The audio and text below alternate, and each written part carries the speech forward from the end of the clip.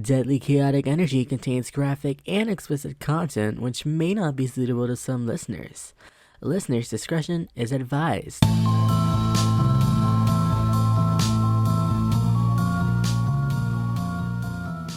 Hello and welcome to Deadly Chaotic Energy, the podcast brought to you by two people bonding over their joint queerness and love of true crime. I am one of your two favourite co-hosts. I'm Amy. And I am Randy. Randy, yeah. I And don't know, I always do that. we're back, bitches. After a week, we had personal issues going on. Yeah.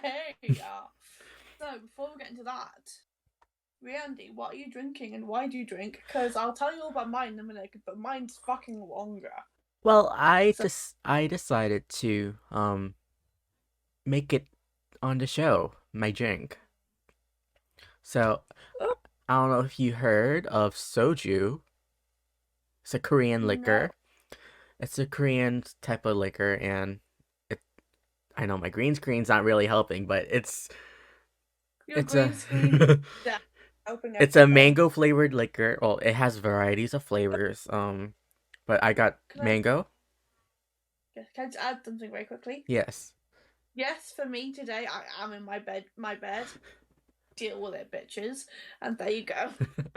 So yes, this is a mango liquor. I think it's made from it's almost like a sake, but it's Korean, and it drinks more finer than sake because it's a clean finish. You can take it by itself, but I am not gonna do that. I am gonna mix it with. Oh, I'm gonna crack. I should probably crack it here. So I'm gonna be cracking two things because I'm gonna mix it with some Sprite.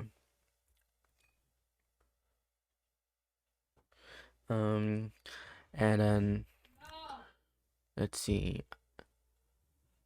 I don't know how to do it over here. I am totally a professional, clearly.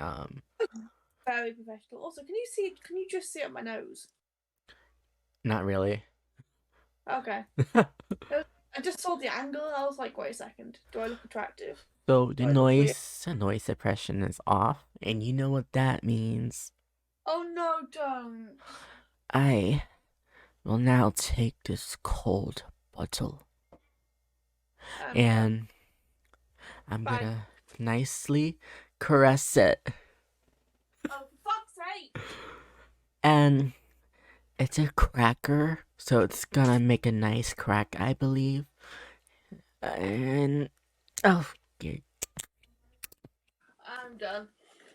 I don't know if I can't crack it because it's metal. Okay, I cracked it. So straight metal. I'm gonna pour it into and that's why we drink wine glass. Brought to you by And That's Why I Drink podcast. And I also have a Sprite to put in, and this is also gonna be cracked open. So now this is very, very cursy, y'all. Oh my fucking god. It's not as long as I prefer, but it gets the job done. And here we go. Is it my favorite? I don't know if it got the crack. Okay. Now this is a strong beverage, I believe. I can see the APV on the side. Let me check it. It is 12.5% ABV. So this is gonna be fun. Why I drink this week though is crazy. Right now at work it's hectic. I haven't been feeling well physically, and I don't know what's up at me at the moment, but I am getting so tired. I've tried everything to make myself energetic, and I gotten so sick. So I've been out of work. I've been calling out of work a lot, but I try to make myself come in, and then people are giving me shit. I'm like, I'm sorry. I've been trying to go seek a professional help about this, and this person's literally people at work. They literally threaten me to be like, "You're gonna get fired. Oh, you need to fucking quit." I'm like, don't threaten me. You're not in your No. place. You do not get paid enough to tell me what the fuck to do. So please act your fucking wage. Yeah. Mentally, I've been also having a lot of mental crisis at the moment. Ooh, you cut out. You just cut out for a second there. Oh, well, I also been having a lot of mental crisis at the moment. So, Yeah. yeah, that's why I drink. Stress and mental crisis. Remember to get your mental health checked out, kids. Why do you drink, Mediated. Amy? Well, well. Before I do anything, let me just point out I do not usually drink, and we all know that on this show. But after the fucking week I've just had, I am cracking open a bottle of wine today. That I'll have a looks glass of it. delicious. It's Echo Falls Fruit Fusion. It's a Ooh, strawberry and lime one. strawberry lime. Yep, strawberry and lime. Ooh. So I've never had this before. We'll see how it is. And I haven't opened it yet. Do you want to be So like a wine connoisseur? And is there like a description on a bottle about it? yes, okay, I'll read it how it is. I'll read the description at the back. Um, we blend summer strawberries and zesty lime flavors with a citrus kick to make our strawberry and lime fruit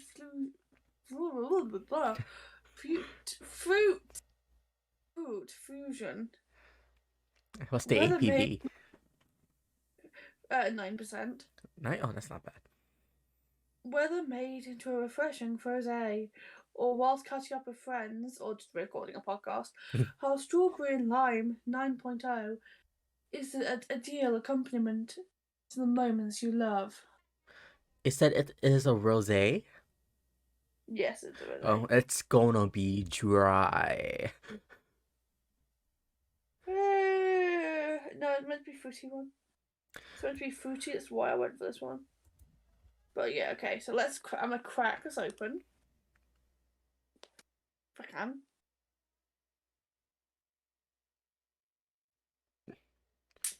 Ooh, There we go. nice, Nice long crack. nice crack. Well, Nice crack.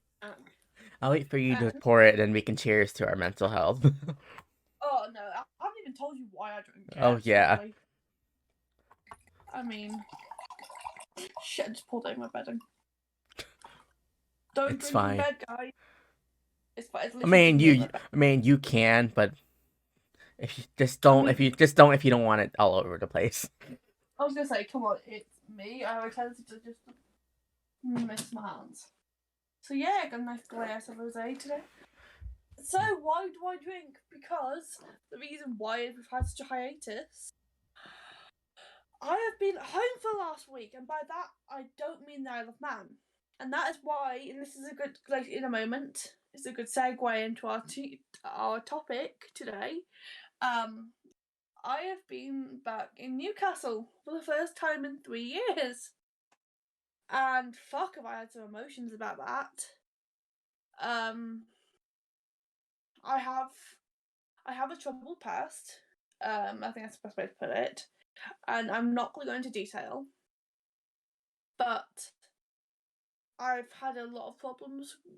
Um, and I've been scared, to be perfectly honest, going back. But it's a band-aid that I needed to rip off because, I realised I cannot move forward, for my future without having faced my past. But you know what, actually, it wasn't as bad as I thought it was going to be.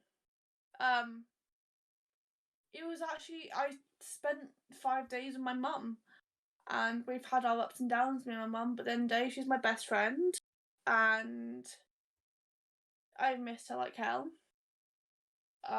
We had arguments, we've had a lot of stuff go shit the last couple of years. But this was also, it's a big step for me when it comes into my recovery, like from my trauma, my childhood trauma, a big step going back and facing my past. And you know what? That's why I drink today, is because I'm proud of myself, because I made that fucking massive leap. Yeah, I am proud of you. Yeah. I am still living with my trauma, so I can't really say much, but cheers to Yeah. cheers to dealing with your trauma past, your troubled Yeah. past, and our mental I health. Yeah, it's a mental health. No, I mean I literally flew back this morning.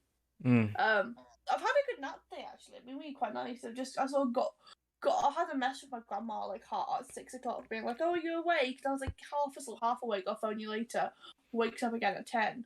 No, I had a good sleep. I don't know about 8 hours sleep I guess and a nap today because I just went 24 hours of being awake. But no, it's just weird because I I mean 24 hours ago, literally I was sat in an airport and 40 hours ago, I was still at my mum's house. And it's weird because then, I do miss her. Me and my mum were sort of close growing up, and it was nice to be able to go see her. Um, and also it was different. We were both freed in a way.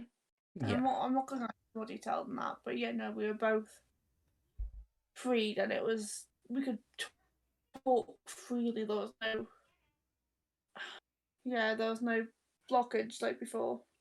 yeah. It was a big thing, and fuck, I'm proud of myself having done it. Well, since Hmm. you flew back to home, I guess this is a good segue to mention we are talking about across the pond crimes. In Where which we're both doing hometown crimes. yes. Well, no, Well, doing the other. oh sorry, what you cut off. Oh, sorry, I said like in which we're doing sort of hometown crimes, but we're doing the other ones. Yeah, So you've done a crime from Boston, Massachusetts, and you've done something from Newcastle upon Tyne. which? Fun fact: I think I told about seven. I actually thought it was Newcastle upon a time. Upon You a know, like time. once upon a time. Okay, I read a lot. Don't at me. Yeah. Well, let's get cracking into the case. I'm excited to hear about what you have to say from my hometown. Yes, because yeah, yeah, because so mine is Boston, but you know what? I'm going first this week because I couldn't find a lot of detail on this case, and it's fucking annoying to be perfectly honest. Because I did try. So in the end, this is just copy and pasted from Wikipedia. Because Wikipedia is about the only place we get some decent details on this case. Um, Shout out to and Wikipedia. huh? Shout out to Wikipedia. Oh yeah, Wikipedia. It's great because growing up in high school, they were like, "Oh no, don't use Wikipedia. It's not a reliable source." Like, bitch, Wikipedia is the most reliable source. Mm. Taste of my wine. Is it dry? It is actually it's really quite nice. It fruity, and that lime, you can taste that hint of the lime. It's not as bad as I was expecting. I'm not usually a wine drinker. Um,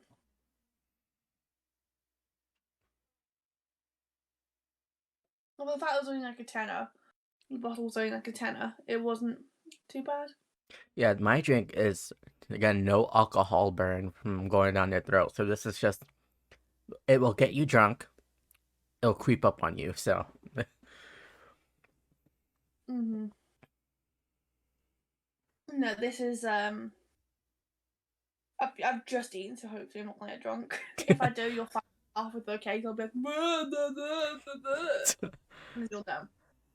That was very scientific, by the way.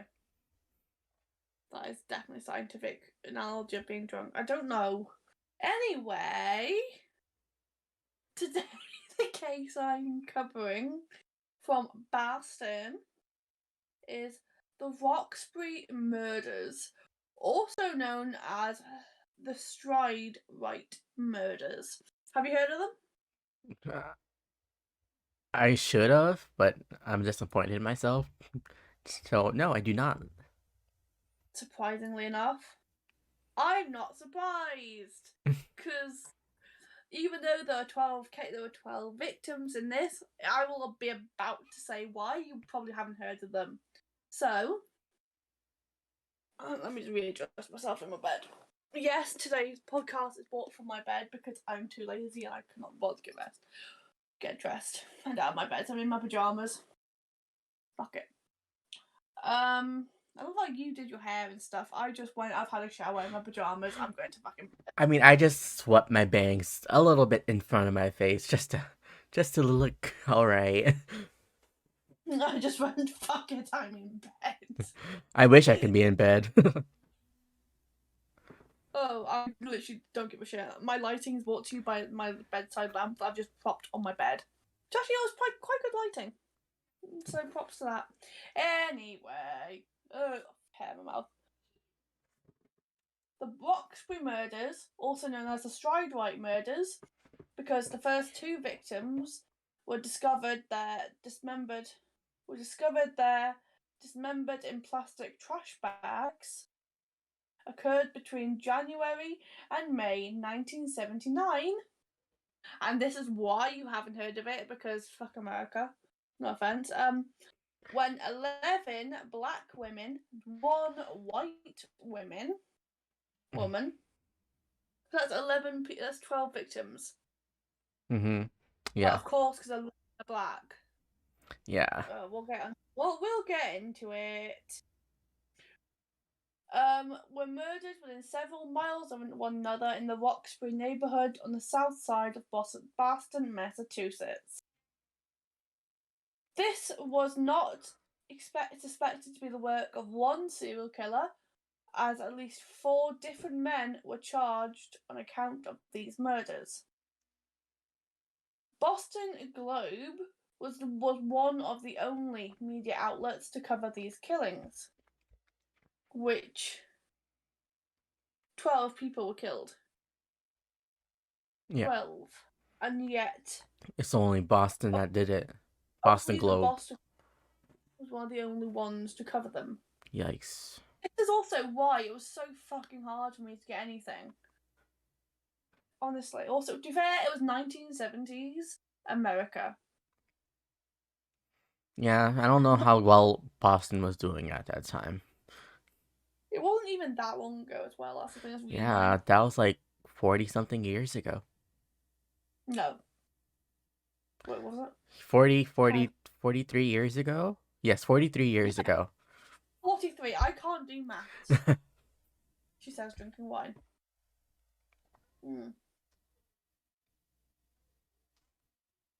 Those most vocal about these incidents, however, were black feminist groups such as the Combahee River Collective, who drew connections between the violent death and the multiple, systematically marginalized identities of the black female victims.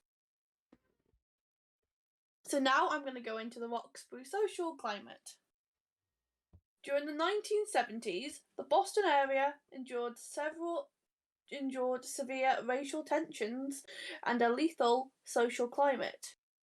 The Roxbury neighborhood and surrounding neighborhoods, where the African American victims were found, were in the middle of social movements that started with the desegregation of public schools.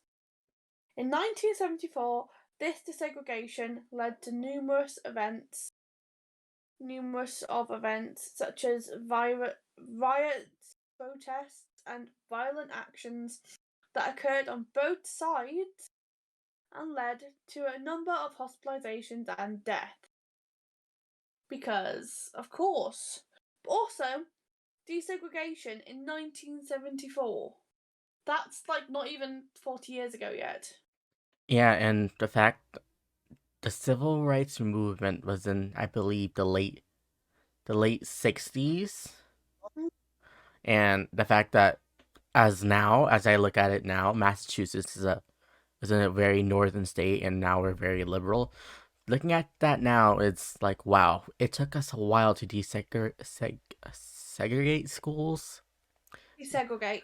Yeah, that's fucking Gross, but okay. Yeah. Massachusetts. Yeah, at least Massachusetts now is doing better.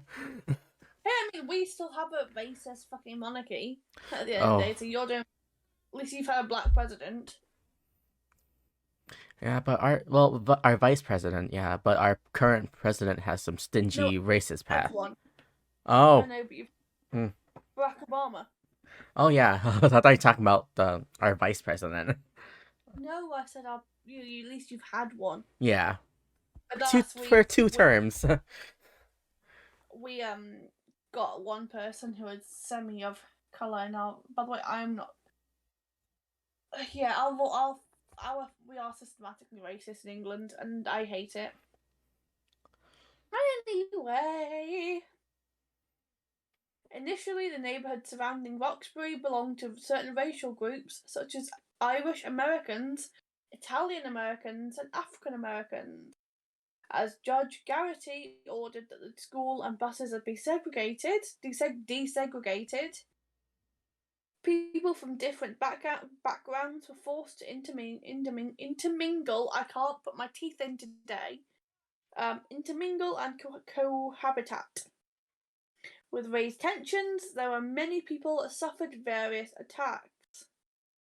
Examples include, but are not limited to, the stabbing of an African American attorney, the public beating and death of a white male, a group of African American high school students being trapped in the school for hours by an angry mob, and by the way, children, fucking literal children, um, Ugh. and the brutal attack on African American football player.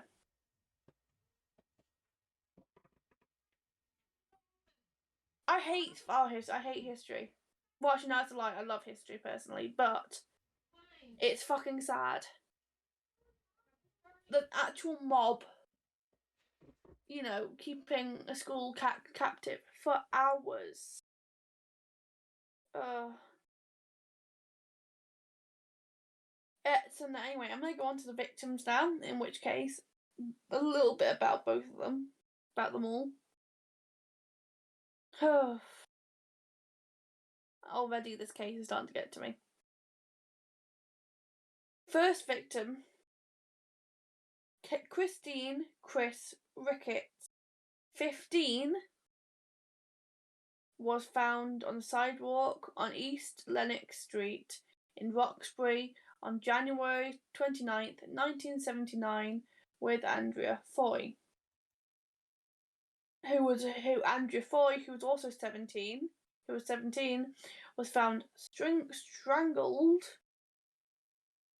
on East Lennox Street in Roxbury. So there we go. They're just found on the sidewalk dead. They pair them together. It's a 15-year-old and a 17-year-old. Gross. Children! Yeah. Literal. Dennis Jamal Porter arrested in connection with these two killings. Foy and Ricketts are the first two victims. Both were found in trash bags with a blanket, in which Trash they were literally bags. put in trash bags. No fucking what do you call it? Mm, okay, dude. Humanity. I had a word in my head. No. You know when you're treating someone with respect, there's a word for it. The golden rule. Yeah, but like what's it called? Like humility? No. Oh, the word will come back to me. I don't speak English. I know my personal hotspot's on. Shit, I just lost my notes. There we go. The third victim, Gwendolyn Yvette Stinson, 15, was found strangled in a yard near her Park Street home in Dorchester on Tuesday, January 30th. Her neighbour, 40-year-old James Brown, was arrested for the murder. Mm. Like, she was 15, 1-5. and she was in her yard, in a yard near her home. She was so close to home. Mm. Oh, I hate it when this happens. Yeah. Karen Prater, 25, was found dead on February 2nd near Boston Park Department Office in Franklin Park. She was an unemployed mother of a 2-year-old. On the day of her death, she was heading to her 75-year-old grandfather's Charles Prater house, who she often took shopping. So yeah, she was just taking her fucking granddad shopping. Ugh. Prater, Where was the grandfather? she was going to his house. Oh. She was on his house Oh. with Yikes. shopping. That's She literally just had this. She was 25 and she was just taking her granddad shopping. She was being a good granddaughter. God. Oh, Jesus. Prater, I know. Prater was beaten and stabbed to death, and then left behind a wooden area near a hospital. So she was right near a hospital. Kenneth Spann was arrested in relation to her death. So, are they just like assuming that like it was actually them that was doing it, or are they like, oh, it's a serial killer? No, no, these were. Oh, It's more that it's a crime so close. A bunch of people died in such a short period of time. yeah. Different people killed them. Like as I said, as I said who the murderer was. Like on the like Dennis Jamil Porter killed Andrea Foy and Chris Rickett. Um, Gwendolyn Yvette Stinson was killed by a 40-year-old neighbor, and Karen was killed by Kenneth Spann. It's just a case of it was just so close together and such part of this racially charged incident. Oh, that's not happy. Yeah. Daryl Ann Hargett, 29, was found strangled and bound in her apartment in Wellington on Wednesday, February 21st.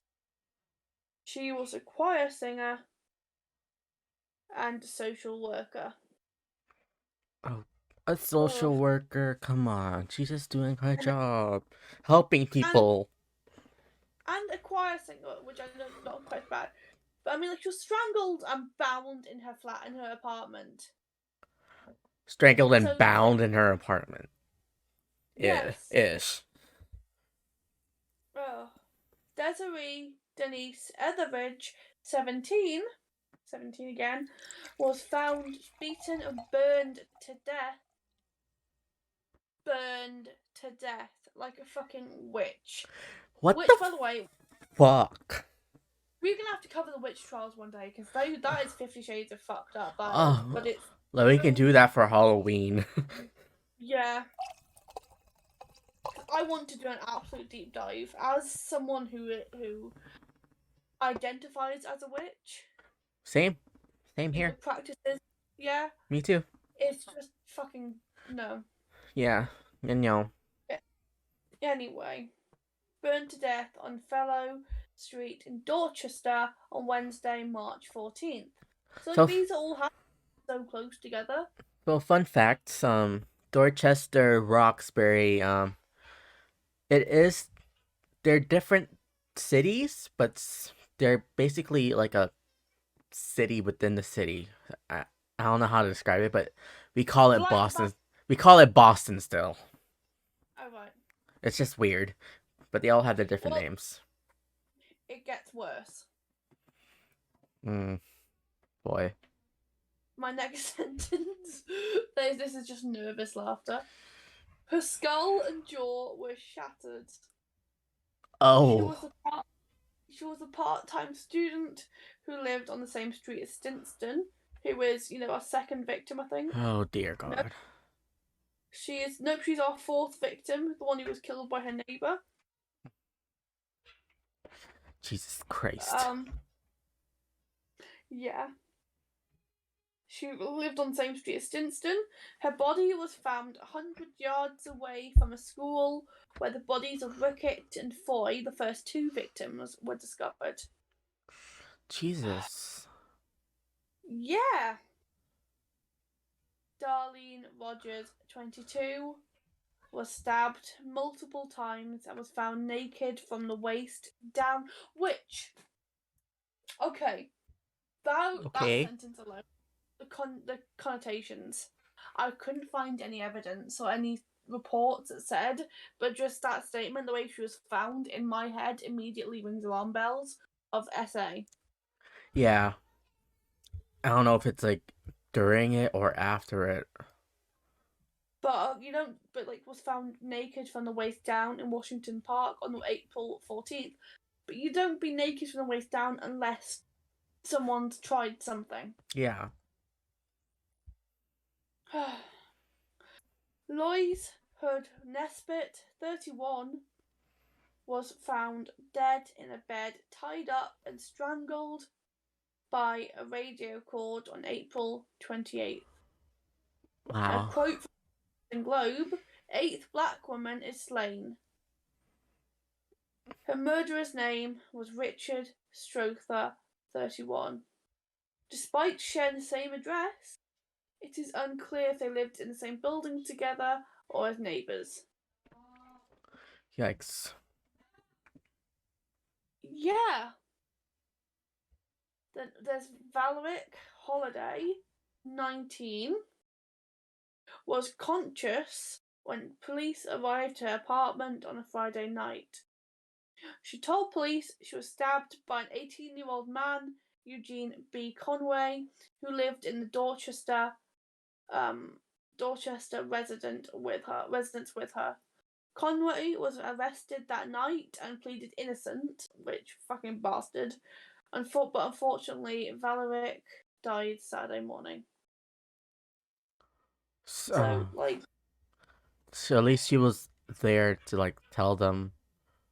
yeah, she told them, but still, Sad. Yeah. yeah. Sandra Bulwer, 30, the 10th woman murdered. Her naked body was found charred in a burning grass lot near a YMCA at 5 a.m. Oh dear Christ. At a YMCA. Oh God. Her naked body was found charred in a burning grass lot near the YMCA at 5 a.m. Why? Just why?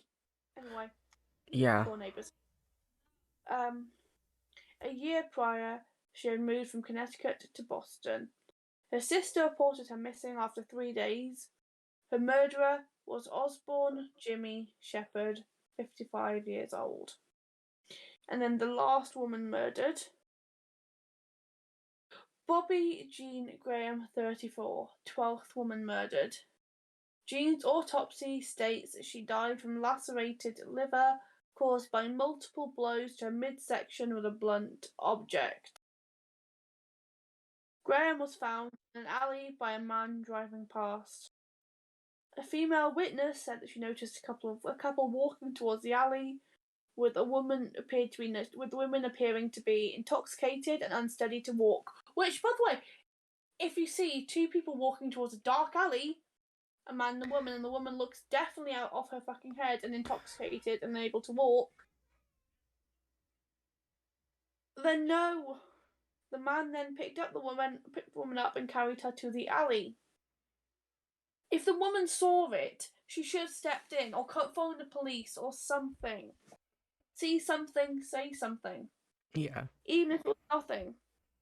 Still better to be say something and other than anyway. Graham was found the next morning with blood on her body and indentations from a heel on her chest.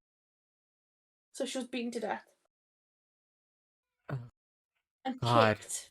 Oh God. But there's indentations from a heel on her chest, meaning he must have stood on her chest. Oh, no. I've just done all the dark cases as of recently. Oh. Some of the women who were mentioned in local newspapers had a very brief description of their death and it was quickly brushed aside. On January 30th, 1979, a brief article titled Two Bodies Found in Trash Can, consisting of 4 photographs, was published, but not once was it identified, not once revealed their identities. So, really? So those photos published, but nothing about the victims. The next day, Gwendolyn Yvette Stinson's identity was revealed in an even briefer article. Karen Prater's identity was finally revealed a few weeks later. Next is the Combahee River Collective, who I mentioned earlier on. Let's take a second just for me to drink wine, because this is a doozy. Oh boy.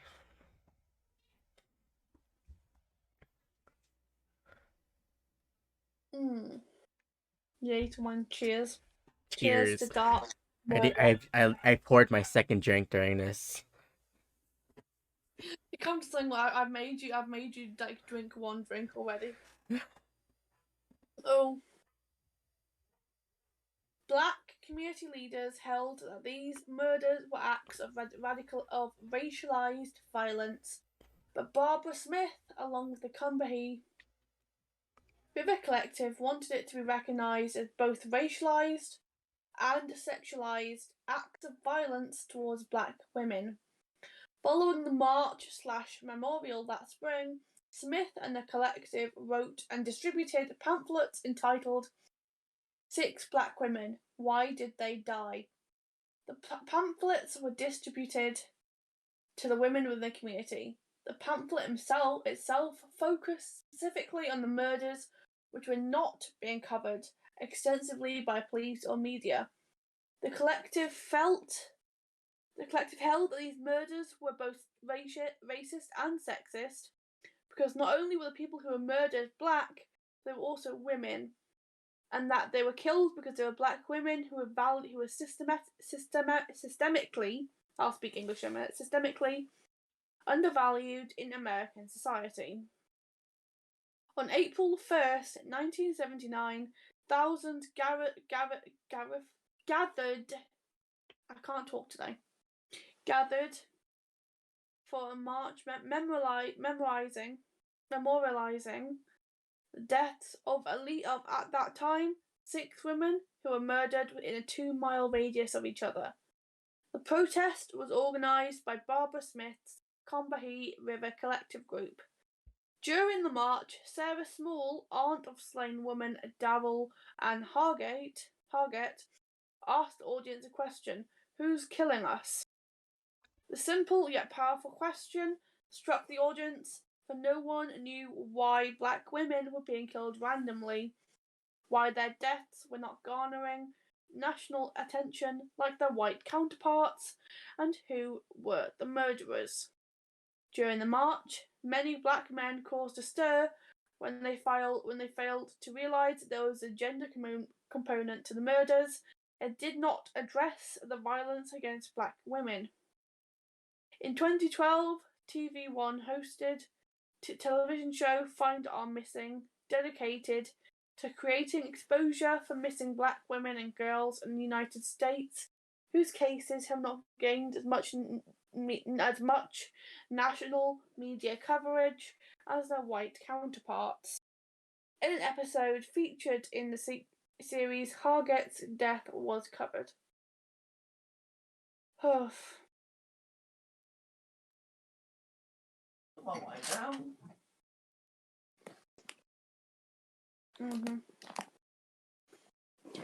Comfortable in my bed. The Coalition for Women's Safety. The Coalition for Women's Safety, an organisation of Bostonian women who worked to combat violence against women in response to the murders, established 2 courses of action. The first was to educate their community about the matter of violence against women, and the other was to examine licensing and regulations of taxi drivers in response to the high number of assaults in taxicabs. Members of the coalition also coordinated support groups for community members affected by the murders, workshops on firearm safety and self-defense for women, establishing a trust fund for families of the murdered women, educating workers in the health services on assisting the needs of Latina victims of assault, and the groups who travelled within the community to talk about issues of security. Local newspapers reported on these murders as they happened and even kept account, but despite activist work on the ground, most of these murders failed to make national news. The exception being Faye Polner, a white victim. Her death was widely publicised but not necessarily tied to the other murders, an example of missing white woman syndrome in the surrounding area. And that was my case, which I told you was short and sweet. But I'd also like to point out one thing.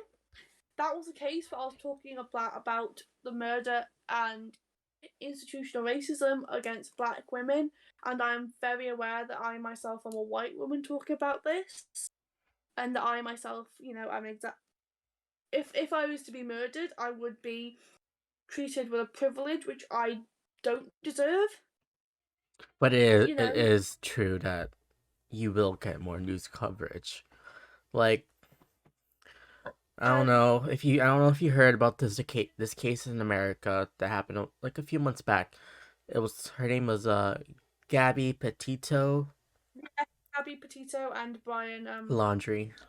Yeah, Laundrie. Yeah, I know this. Yeah, there was a lot of missing people of color that were going on too, happening at the same time. But I know she got the news coverage. because of missing white woman syndrome. Yeah. And at the end of the day, there was one case, I can't remember unfortunately who it was, but there was one woman who was found at the same time who had also been missing. Mm-hmm. But because she was a woman of colour, and I will have to Google it and find out who it was. But because her case had not been covered, and that's fucking not fair. It sucks that like when you do try to cover a case that is based on people of color, it is hard because people don't really dive into depth about it because they're jerks and assholes. Yeah, so as Amy requested, they wanted me to do a case on their hometown of Newcastle upon Newcastle, but is it Newcastle upon Tyne you're from or Newcastle? Or just the same thing? It's the same thing technically. It's Newcastle upon Tyne, but it's just known as Newcastle. Yeah. Okay. I'm not familiar with geography. Okay. Join the club. So this is the case of Mary Bell, which I'm pretty sure you guys know about over there. So she was born May 26, 1957. She's a Gemini in Corbridge, Northumberland, England. Northumberland. Yes. It's not Northumberland, it's Northumberland.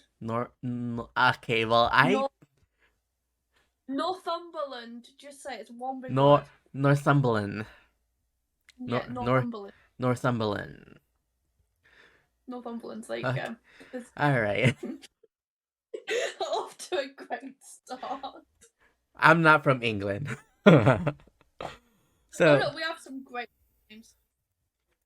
So as a juvenile, she murdered 2 preschool-age boys in Scotswood, which is an inner suburb of Newcastle upon Tyne. Mm-hmm. So it gave me I looked up on Wikipedia because I didn't want to go full on, but it gave me her background, personal life. Her mom was a a hoe, basically. She was a prostitute, frequently traveling to Glasgow, if I'm pronouncing it right. No! Glasgow! Glasgow. It's not Glasgow! I hate this. When Americans say Glasgow, no, it's Glasgow. Glasgow No. to work. Glasgow!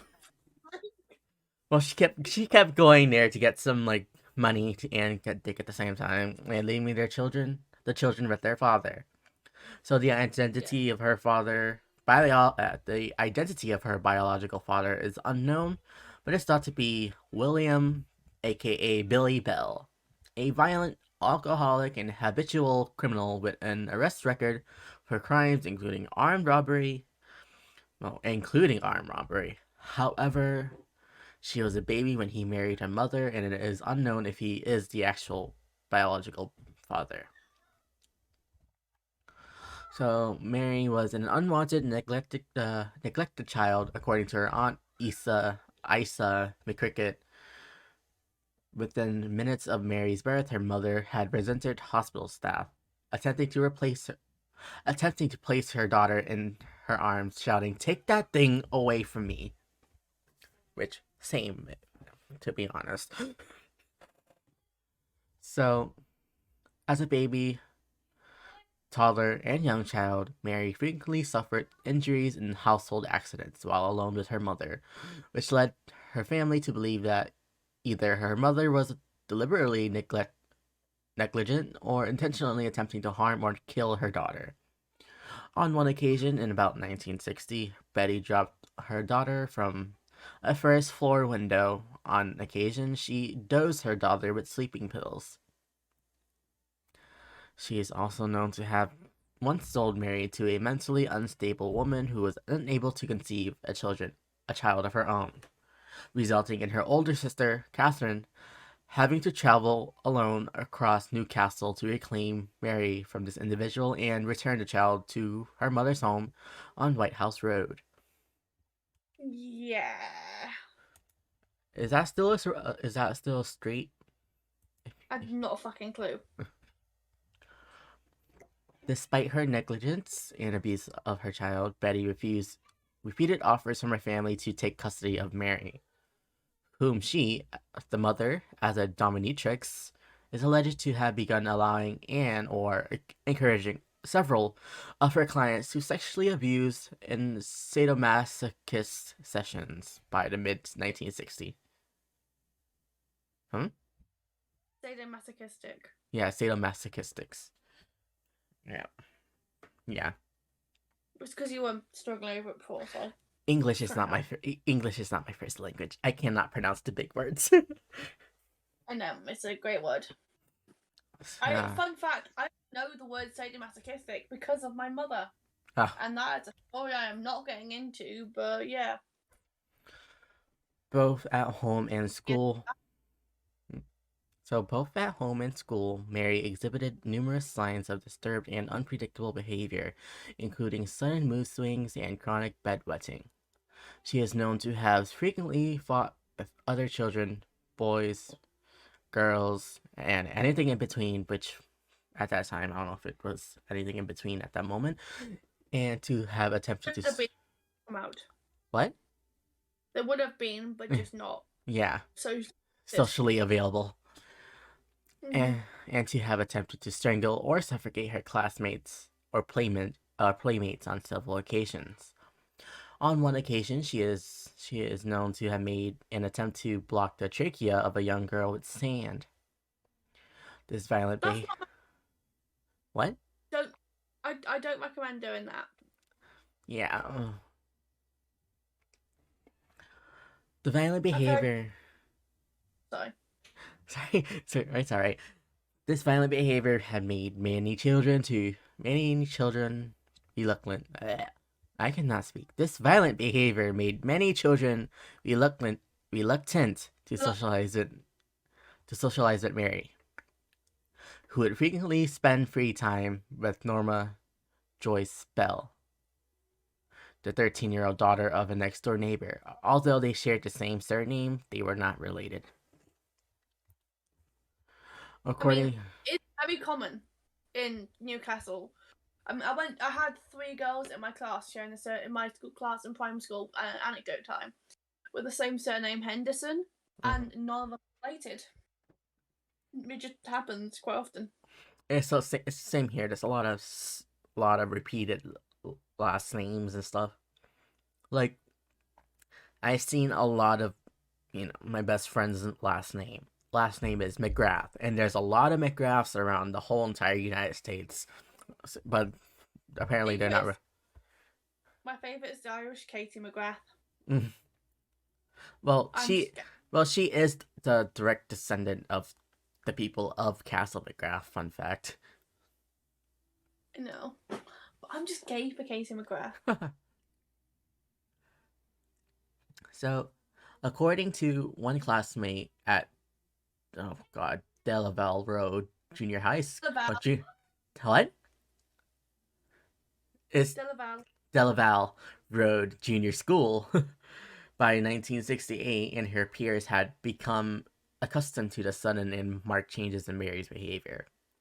And when she began exhibiting distressful mannerisms, including shaking her head and forming a steely gaze, her peers instinctively knew she was to become violent, with the focus of her stare being the individual she would attack. Fun Wow. fact: that is quite common in children who've been abused themselves. For them to get this gaze and this aura, I guess, that they are about to strike, Yeah. because that's the way that they process. Like at home, Mm-hmm. you see this stuff. That's you don't know how to deal with your emotions normally, so you absorb the you know tactics of your peers. You're very manipulable. I don't know, malleable. That's the word. The wine's gone to my head already. So there's a lot of initial incidents, and so on Saturday 11th on the 11th of May 1968, a 3-year-old boy was discovered wandering, dazed and bleeding in the vicinity of St. Margaret's Road in Scotswood. The child later informed police he had been playing with Mary Bell and Norma Bell at a disused air raid shelter when one of the girls, he didn't know which child, because it happened all of a sudden, had pushed him 7 feet from the roof to the ground, Ouch. inflicting a severe laceration to his head. The same evening, the parents of the 3 small girls contacted police to complain that both Mary and Norma had attempted to strangle their children as they played in the sandpit. Um, yeah. That evening, both girls were interviewed about these incidents. Both girls denied any culpability for the air raid shelter incident, claiming that they had simply discovered the boy bleeding heavily from a head wound after he had fallen. Further questioning about the attempted strangulation of the 3 young girls, Mary denied any knowledge of the incident. However, Nora admitted Mary had tried to throttle each of the girls, stating, Mary went to one of the girls and said, "What happens if you choke someone? Do they die?" Then Mary put both hands around the girl's neck and throat and squeezed. The girl started to turn purple. I told Mary to stop, but she wouldn't. Then she put her hands around Pauline's throat and she started going purple as well. Another girl, Susan Cornish, came up to Mary and came up, and Mary did the same thing to her. Yeah, Ugh. being choked is not. It's not fun unless it's the proper choking. No, when you've been choked until you go purple. You know, at times in my childhood, I was choked until I passed out. Oh That god. was fucking traumatizing. Dark, Yeah, dark, dark, dark. dark tidbit about my past. Don't worry, the bastard did that instead. I really hope my family never hear this. Okay, so Police notified local authority of the incidents and of Mary's violent nature, but due to the girls' young ages, they were simply given a warning. No, you. If they just stepped in, if you just stepped in and went, girls, not just warning, they needed to be scared out of it. Mm-hmm. You know, before that's you know really annoys me when young people commit crimes and then you look at their backstory and it could have been so easily prevented. It's not even just being scared out of it, it's being like shown, you know, this is what's going to happen if you don't stop. And or if they don't stop still, yeah. Yeah. So in the 1960s, Newcastle upon Tyne experienced a significant urban renewal project. Many inner boroughs of the city saw Victorian-era terrace slums demolished in order for modern houses and flats to be constructed. Although several families resided in buildings earmarked for demolition as they awaited rehousing by the council. And the reason why I put that in there was because of the events are leading to, said cases. Yeah. And the council is shit. Yeah. I can say that I grew up then. I heard council homes are not that the best shape. Coming from someone who spent her life living in them, no, especially not in Newcastle. Mm. They are shit. So they replaced the Victorian era slums into modern slums, basically. Right? Basically, I mean, yeah. How they're not designed to last. Yeah. From like the British Like shows I've seen, like those houses don't hold up well, or homes, no, so they don't hold up my well. my dad had to actually in the end because the walls were crumbling, so my dad had to individually take down the crumbling. Plaster, right? It was held together by fucking horsehair.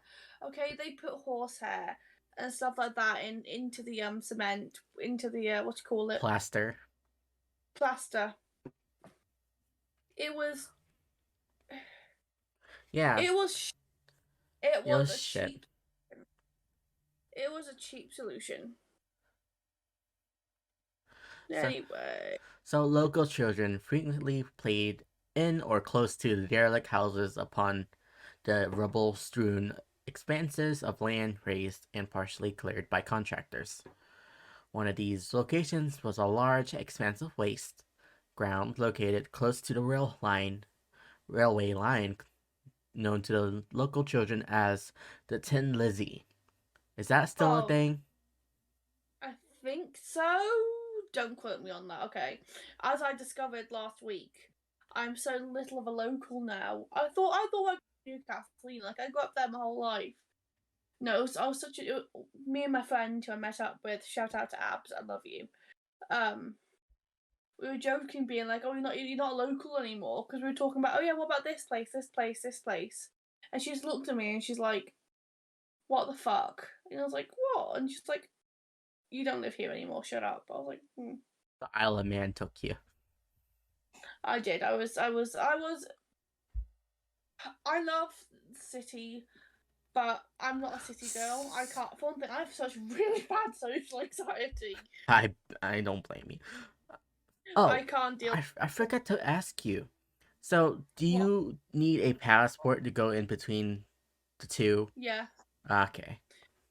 You need identification. It's obviously passport, but it's because it's even though it's a domestic flight, you still have to have identification to make sure it's actually you getting on the Yeah. plane. So you don't need a passport, but you need like a just Driving a license, yeah. Basically what we provisional. do here. Yeah. Yeah, if you're going like State to because it's state. still, yeah, still domestic. It's a Yeah. domestic, but it's yeah. Now, does that apply to like going to Scotland and No, I don't think so. or I didn't. Ireland? I don't know about Ireland. I've never been to Ireland, but I did used to go to Scotland quite regularly. Hmm. Because Newcastle is so close to Scotland. Yeah. We used to like take an hour or an hour and a half drive and be like just over the border and go to like Jedburgh, which by the way, I want you to try and pronounce that because you probably think it was like Jedburgh or something, but Jedburgh. Jebra. Pronounce Jebra. Jed. Jebra. It's like Edinburgh Edinburgh. instead of like Edinburgh, but it's like Edinburgh. Like Tingsborough, but like Tingsborough or Tingsborough.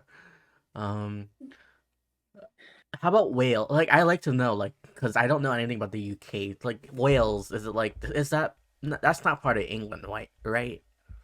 That's Well, the no, it's not whole, part. It's part of the UK because it is top of the UK is yeah. Scotland. Then on the like west, southwest is where Wales is.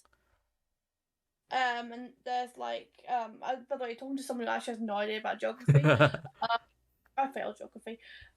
And then somewhere in there's Cornwall as well. But no, there's like not there's England. England's like most of it, but there's like the top half is like Scotland. And then there's us, and then across the there's Northern Ireland and there's Ireland.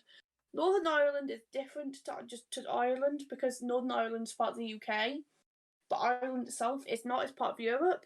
It's all complicated and dramatic. Yeah, sounds like a mess at the So moment. it's an absolute fucking mess, especially Brexit. Yeah, Shout out Brexit. to fucking Brexit. I mean, most of the people who voted for Brexit are now dead. Just a PSA. Yeah, happy birthday to the Queen, which is like a few days ago, I think, right? It is my dad's birthday, funnily enough. I'm rooting for the Queen, though. Huh? I'm more in favor of the Queen. Yeah, no, I mean, I love the fucking royal family. I'm not gonna lie, they're shit, but I just, Hmm. it, yeah, no, it's just I like it. I guess the whole like having a monarchy, It's even cool. though I'm not, even though I am nothing more than a pauper. Okay, back into the case. Where did I leave off? Dum, dum, dum. Ugh, my back. So, on May 25th, 1968, the day before her 11th birthday, Mary Bell strangled 4-year-old Martin Brown in an upstairs bedroom of a derelict house located at 85, 85th, wait, No, 85, 85 Saint Margaret yeah, 85 Road. St. Margaret's Road. She is believed to have committed the crime alone. Brown's body was discovered by 3 children at approximately 3:30 p.m. He was lying on his back with his arms stretched above his head, aside from specks of blood and foam from around his mouth. No signs of So, violence. No sign of violence were visible upon his body. A local workman named John Hall soon arrived on the scene. He attempted to perform CPR, but he was not able to save the child. As Hall attempted CPR, 2 local girls, Mary Bell and Norma Bell, appeared at the doorway of the bedroom. Both were quickly shooed out of the house. The two knocked on the door of Martin's aunt, Mrs. Rita Finley, and informed her, "One of your sisters, Ben, Byrnes, Byrnes, nope, Byrnes, Ben, Byrnes, had just Burns. had just had an accident. We think it's Martin, but we can't tell because there's blood all over him." Which, by the way, such a serial killer tactic. You know, you go, she returns to the scene of the crime, Mm-hmm. by handiwork, and then goes to the victim's house. And also, yeah, it's pronounced Ben's. It's a Geordie term. Yeah, it's like it was derived from what, Old English or something like that, or Northern Celtic, I think. I Kel. have no I think idea. Scottish. Oh, Scottish, I believe. Yeah, Scottish Celtic. Scottish Gaelic. I knew you would know how to pronounce that. That's That's why I'm not gonna lie. I'm not reading along, sort of, but I've got the Wikipedia page open just so I know, just so I can read the words you're gonna struggle over. Okay. I'm gonna try to like not try to read off the notes, but like from the top of my head, but it's kind of hard. Yeah. So the doctor conducted a post-mortem upon the body of Martin Brown. Knight was unable to find any signs of violence on the body and was unable to determine the cause of death. Although he was able to discount the investigators' theory that the child had died of poisoning through ingesting tablets. An inquest on June 7th returned an open verdict. On Mary's 11th birthday, May 26th, she and Norma broke into and vandalized a nursery in nearby Woodland Crescent. The two entered the premises by peeling tiles off the slate roof. They tore books upon desk and smeared ink and posters paint about the property before escaping. The following day, staff discovered the break-in and vandalism and immediately notified the police, who also discovered 4 separate notes which claimed responsibility for Martin's murder. One of these notes stated, "I murder so that I may come back." Another read, "We did murder Martin Brown. Fuck off, you bastard." A third And no- this, What? I was gonna say that's such a typical like Geordie thing. Like fuck off, you bastard. A third note simply read, "Fuck off. We murder. Watch out, Fanny and faggot." This is not my words, y'all. This is the notes in there. So, Daddy YouTube, I'm sorry about the words I'm saying. Sorry, Daddy YouTube. Um, the final note was the most complex reading. "You are mice. Why? Because we murdered Martin. Go Brown, you bitty. Look out there are murders about by Fanny and old faggot you screws." Oh my god, I'm sorry about the words, guys. I am sorry. The police dismissed this incident as a tasteless and childish prank. 2 days later, on May 29th, shortly before the funeral of Martin Brown, in a game of chicken, both girls called upon the house of the mother, June, asking to see her son. When June Brown replied that they couldn't see him because he was dead, Mary replied, "Oh, I know. He's dead. I want to see him in his coffin." Serial killer fucking tactic. Yeah. On the afternoon of July 31st, 1968, a 3-year-old named Brian Howie, or Howe, was last seen by his parents in the streets outside his house playing with one of his siblings, the family dog, and Mary Bell and Norma Bell. When he did not return home later that night or that afternoon, concerned relatives and neighbors searched the streets without success. At 11:10 p.m., a search party discovered Brian's body between 2 large concrete blocks upon the Tin Lizzie. The first policeman to arrive at the scene observed that a deliberate but feeble attempt had been made to conceal the body, which was covered in clumps of grass and weed. Cyanosis was evident upon the child's lips, and several bruises and scratches were evident upon his neck. A pair of broken scissors lay close to his feet. He had to call me, even though he did have the key. Okay. And the other elevator music put in here, and he's in the background. Yes. Excuse me, sir. Just go to bed. Don't worry about it. Do it later. Oh, men. Why are men? I don't know. It's the reason why I don't date men. Unfortunately, I date them. I know you date them, so I don't have to. Oh, okay. I lost my track of notes. We're talking about the broken scissors lying by his feet. Okay, found it. The coroner would conclude that Brian had died of strangulation and that he had been deceased for up to 7.5 hours before the discovery of his body. The killer had evidently squeezed Brian's nostrils closed with one hand as he or she had gripped his throat with the other. Numerous puncture wounds had been inflicted on the child's legs before death. Sections of his hair had been cut from his head. Oh god, his genitals had been partially mutilated. Yeah, and I've heard this case multiple times, so I'm a bit desensitized. a crude attempt had been made to carve the initial M into his stomach. The relatively small amount of force used to murder the child led to the coroner to conclude that the murderer was another child. Numerous gray and maroon fibers were discovered upon Brian's clothing and shoes. These fibers did not source from any clothing within the Howie residence and had been transferred to the child by his murderers. The discovery of Brian Howell's body sparked a large-scale manhunt.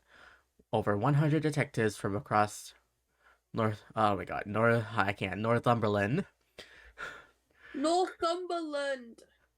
Northumberland.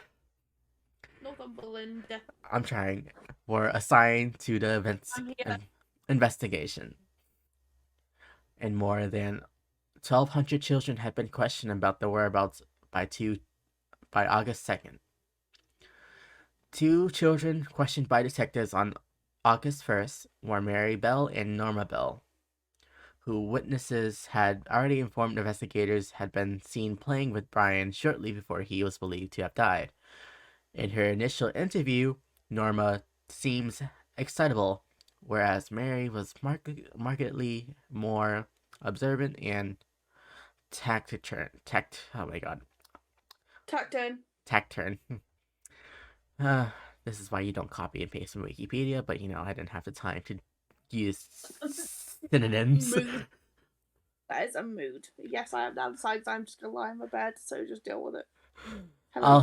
Although both girls were evasive and contradictory in their initial statements, they freely admitted to playing with Brian on the date of his death, but denied having seeing him after lunchtime. Questioned further the following day, Mary stated she remembered seeing an 8-year-old local boy playing with Brian on the afternoon of July 31st, and that she had also seen him hitting the child. Furthermore, she stated that she also remembered that the boy had been covered in grass and weeds as if he had been rolling in a field, and that he had been in possession of a small pair of scissors. Mary then expounded, "I saw him trying to cut a cat's tail off with the scissors, but there was something wrong with him. One leg was broken or bent." This self-incriminating statement convinced Detective Chief Inspector James Dobson that Mary was the actual killer, as only the police knew about the broken scissors found at the crime scene. In addition, the local boy she named was quickly questioned and was discovered to have been at Newcastle International Airport on the afternoon of July 31st, with numerous witnesses that were able to corroborate with his parents' claims. On the afternoon of August 4th, the parents of Norma Bell contacted police stating that their daughter wished to confess what she knew of the death of Brian Howe. DCI Dobson arrived to their home, formally cautioned Norma, then asked what she knew. Norma then informed Dobson that Mary had taken her to the spot on the Tin Lizzie, at which she pointed out had been shown Brian's body. Mary had then demonstrated on how she had strangled the child. According to Norma, Mary had confessed to her she had enjoyed strangling the child. Before describing how she had inflicted the score marks on his body with the razor blade, she used a razor blade, which had been hidden at the crime scene, and the broken scissors. Norma then led the police to the crime scene and revealed the location of where the razor blade was hidden. A drawing of Norma made a drawing Norma made of the wounds inflicted on the boy's abdomen precisely matched those described to the coroner. Mary Bell was visited at her home in the early hours of August 5th. On the Oh, okay, occasion, that. what? I was waiting for you to read out the section of her confession to the police. She was notably defensive with the discrepancies in her previous statement. She informed detectives, "You're trying to brainwash me. I will get my solicitor to get me out of this."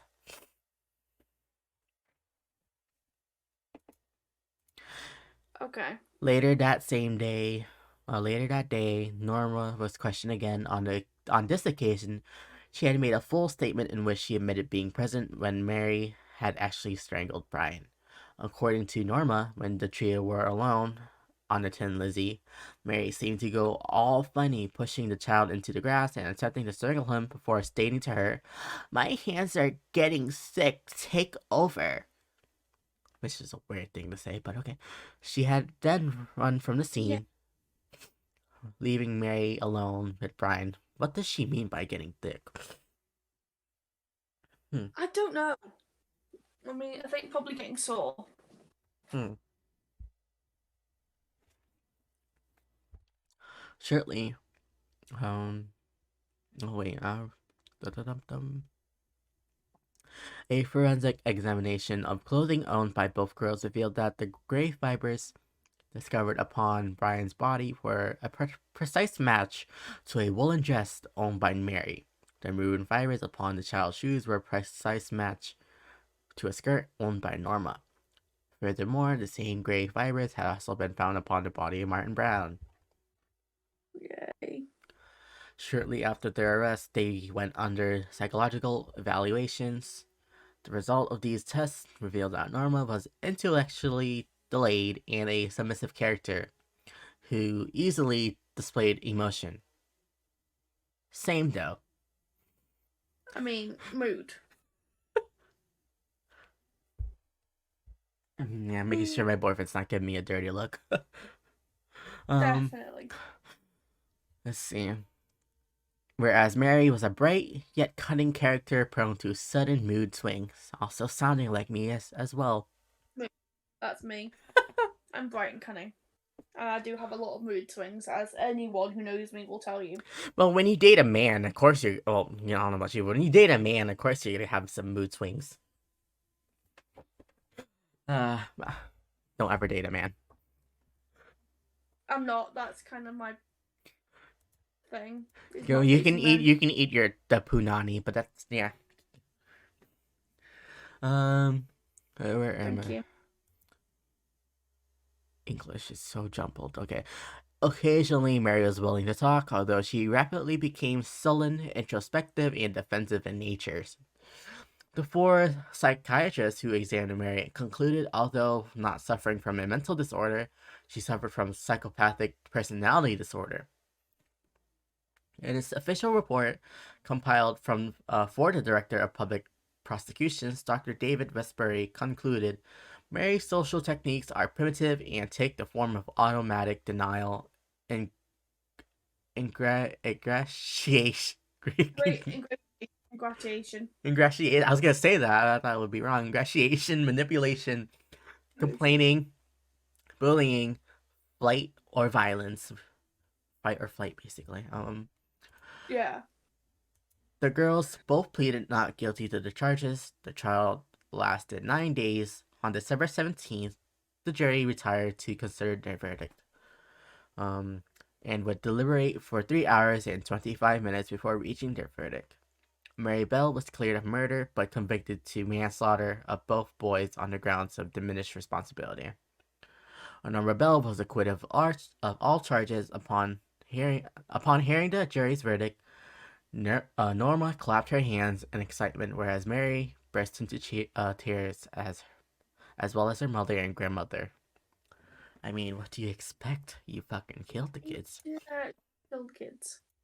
Like, you're not gonna get away with this. You're lucky you got manslaughter.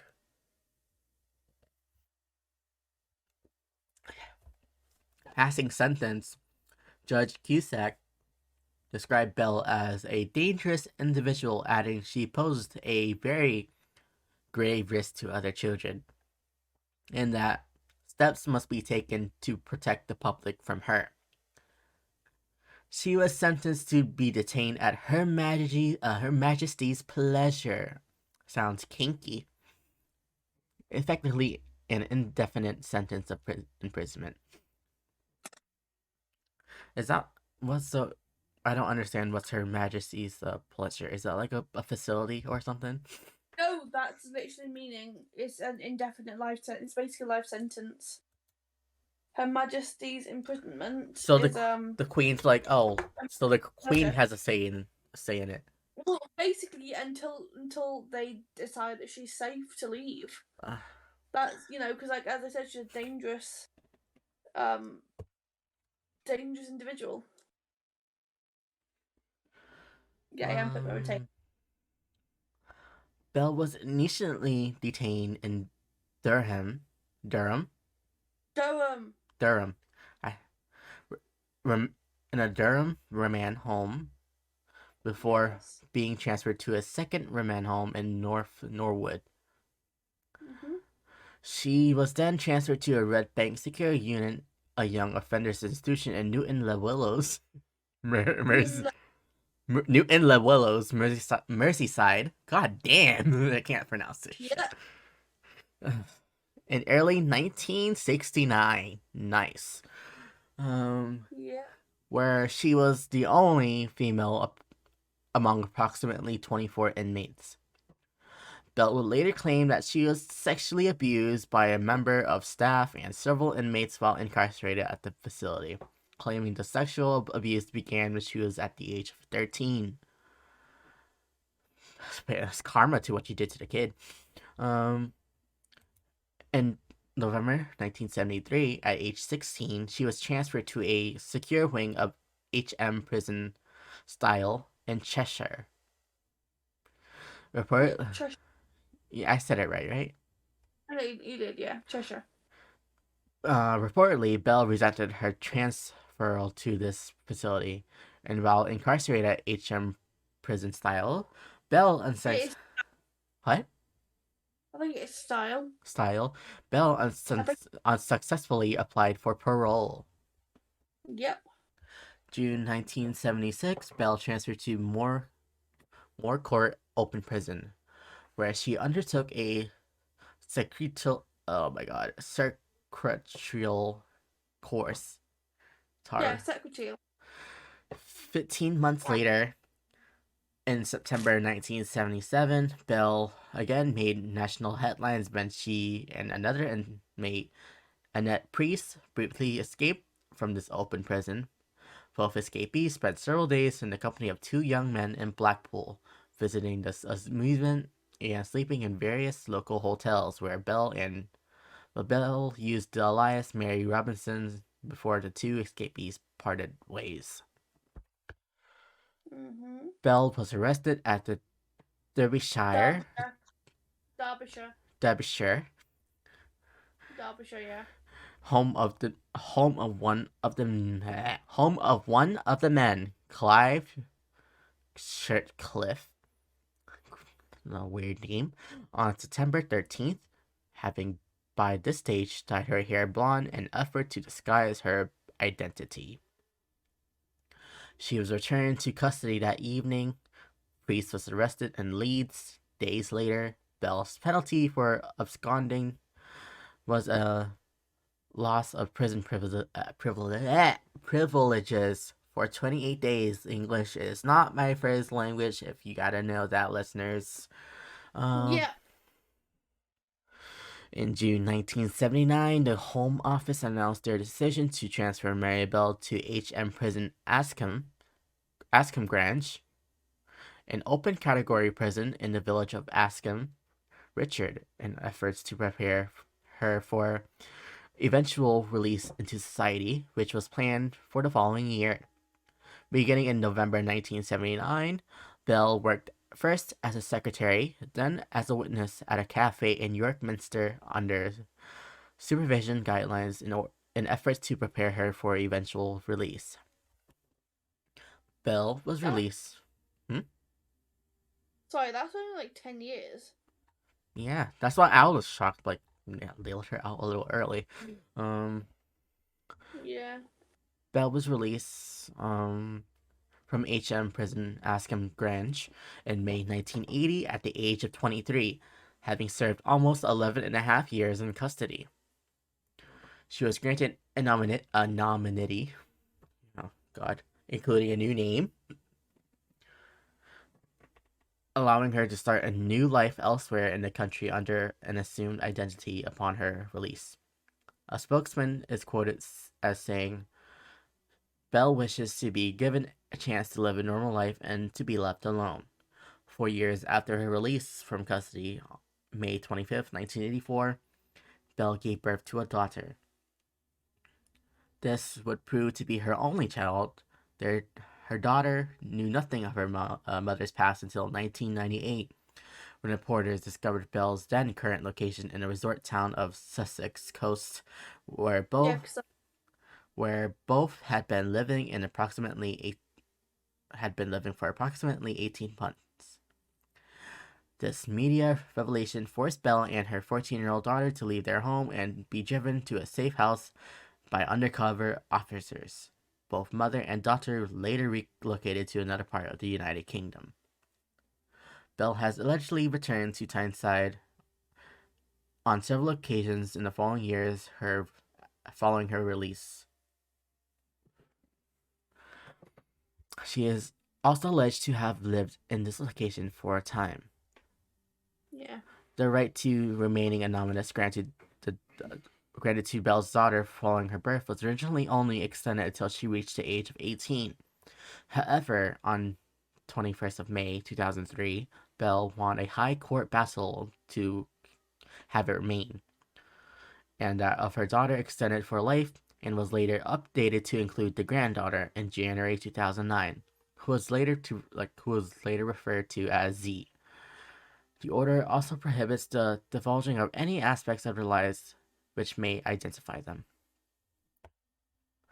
In 1998, Bell collaborated with author Gitta Sereni to provide an account of her life before and after her crimes for Sereni's 1998 book, Crimes Unheard, The Story of Mary Bell. Within this book, Bell details the abuse she suffered as a child at the hands of her prostitute mother, whom Bell described as a dominatrix. Jesus. don't, I'm choking. please. I don't know anything Not like about choking. Oh, okay. I don't know what happened, but I think I choked on like a little piece of spit, but okay. Um, yeah, whom Bell described her mother as a dominatrix, and she alleges several of her mother's clients. Other interviewed are relatives, friends, and professionals who knew her before, during, and after imprisonment. Bell's current whereabouts are unknown and remain protected by the 2003 High Court order. According to Sereni, Bell does not claim she was wrongly convicted and freely admits the abuse she suffered as a child does not excuse her actions. And that is my case of Mary Bell. yeah, that it is a doozy, but it is also infamous in Newcastle because, of course, it I'm is. pretty sure. I'm pretty sure. I'm pretty sure Christine from That's Why You Yeah, Drink covered that case. Christine definitely covered it. I Cause definitely have that line as well. I remember hearing that. Yeah, no, as you know, you grew up in you grew up in Newcastle. You hear about. I heard it a lot growing up. You know, Mary Bell, Norma Bell, that sort of stuff. But yeah, I really want to know what they're up to, though. What the daughter's up to. yeah, but to be fair, when it comes to Mary Bell, psychologically, I think there's a lot to be said, such as the fact that, like she was being abused in such I a manner think that was her expression. I think it was just the trauma that she endured Yeah, made her do all those things. she Because dissociated. it seems like after her imprisonment, she seems to be doing well. yeah, like I said earlier on, if they just stepped in, Yeah, and when the cautions were happening, and just sort of given her a chance, I think it was more a case of she needed to be shown somewhere else. yeah.